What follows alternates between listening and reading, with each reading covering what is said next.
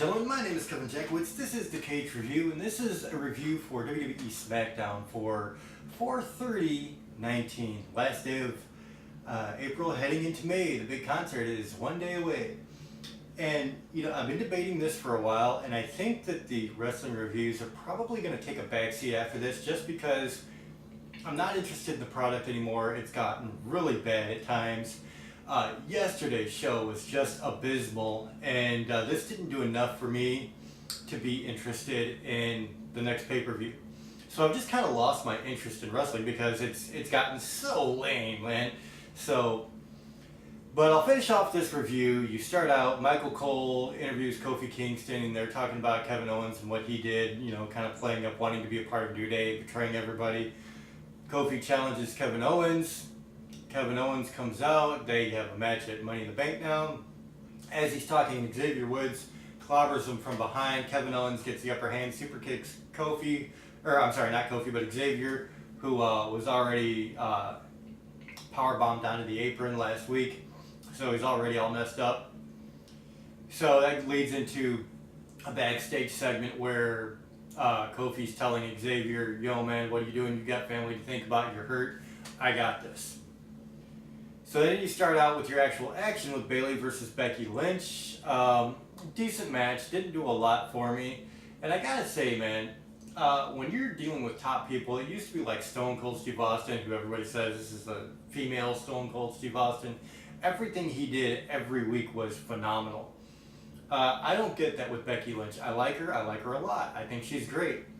But sometimes it can be very stale. Or maybe I'm just losing interest altogether. I don't know. Anything is possible at this point. I mean, I really have lost interest in wrestling. It really has gone downhill. But at any rate, the match was decent. Becky Lynch wins. Charlotte interrupts, slams Bayley into a corner post, takes out Becky. There you go. After that, you get an Aleister Black promo where he's new to SmackDown. He's officially on SmackDown, and he's going through these new character promos, which they're all right.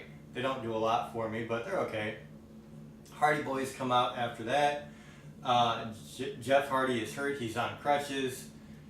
Apparently, he got injured last week during the Lars Sullivan bit. So naturally, Lars Sullivan comes out.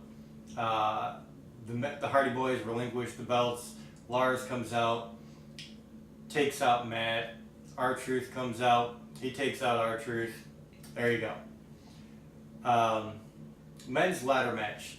They don't even take the time to have matches or anything. They just kind of announce in a promotional package. And that's all they did. And they just tell you who the guys are in the Money in the Bank match. And for SmackDown, it's Mustafa Ali, Finn Balor, Andrade Cien Almas, or Andrade now, and Randy Orton. And that's all you get. That's all there is. I thought that was just lazy and uninspired, and you could tell WWE just doesn't give a shit after WrestleMania. So after that, you get Asuka versus Kairi Sane versus a couple of locals who were just terrible. These two locals couldn't even sell properly at all. So it was terrible. Asuka and Kairi Sane win. Iconics are it. Commentary with the rest of the gang, Michael Cole, and so there's a face-off between Kairi Sane, Asuka, and the Iconics. Did nothing for me. Then you get a just stupid backstage bit with Sonya Deville and Mandy Rose, where Mandy says that she just got word from the McMahons that one of them has a chance to get into the Money in the Bank ladder match. And this is, again, just lazy, uninspired writing where Sonya Deville says, well, you almost won the belt once, and so for that reason, I'm just going to give you the opportunity. No superstar should ever be giving their opportunity for the men's or women's championship, as it were, away. And no one ever would.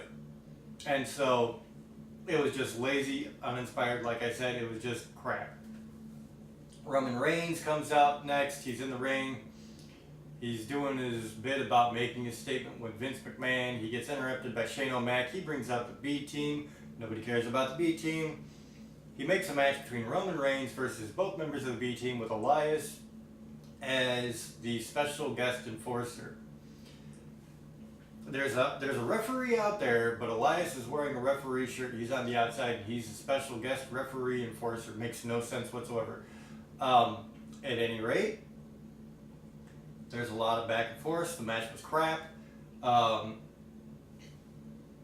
It's exactly what you would expect it to be, and of course Roman Reigns figures out a way to get the win.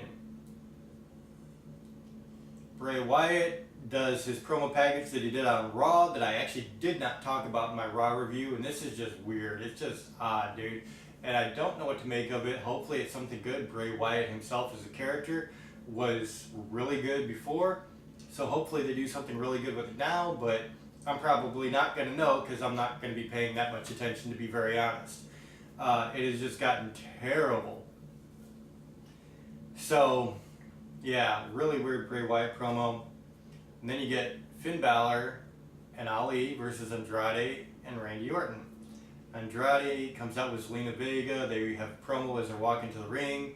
Andrade says he doesn't respect Finn Balor or Ali, and if Randy Orton tags him in, he can teach him something. Whatever. The match was alright. Finn Balor and Ali get the win. Randy Orton comes in, RKO's Finn Balor, and there you go. Off to the races. Then you get a backstage interview, and I don't know who this interviewer is. I've only seen her a few times. She was stumbling all over the place as just an interviewer. Like, she really was. She would, if you watch it again, she was not coherent that much. She was like losing her place a lot. And so she introduces the last two members for the women's Money in the Bank ladder match, Ember Moon and Carmella. I could not care less about Carmella. Ember Moon, that's cool. And then you get the Kevin Owens show to close the show. He's supposed to bring out Xavier Woods. Xavier Woods doesn't come out, so Kevin Owens does this just terrible promo bit where he pulls out a couple of Xavier Woods and Big E action figures, sets them in the chair next to him, and he's talking to the action figures. And then Kofi Kingston gets tired of his talking crap about his friends, comes out. There's a fight. Kofi Kingston gets the upper hand. That's where they leave it off. A lot of this was very poorly done. A lot of the choices they made, the roster choices, aren't good. They're just really not good. Like almost everybody, in my opinion, is mid-card at this point.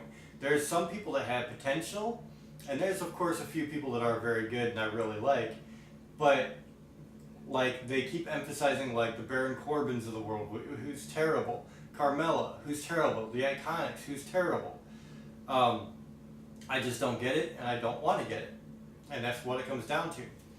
So last show yesterday actually was 0.5 out of 10. I'm gonna give this a 1 out of 10. I've just been as disinterested as I can be lately with this product, and so I'm not really, I'm back to, I'm not gonna watch it. If I ever do watch it and do reviews, I'm just gonna catch it up on YouTube. I'll watch, because it's always posted here, so why not? I don't believe they deserve the ratings. I don't believe they deserve money for the network. I'm going to watch this last pay-per-view, and that is it. I'm not going to renew the network, and that's where we're at, because it's just, it's crap. So ladies and gentlemen, that's where I'm at, 1 out of 10. Let me know what you guys think in the comments. If you enjoyed this, or if you agree with me, hit the like button, subscribe, and share. My name is Kevin Jackwoods. Kaged Nation, out.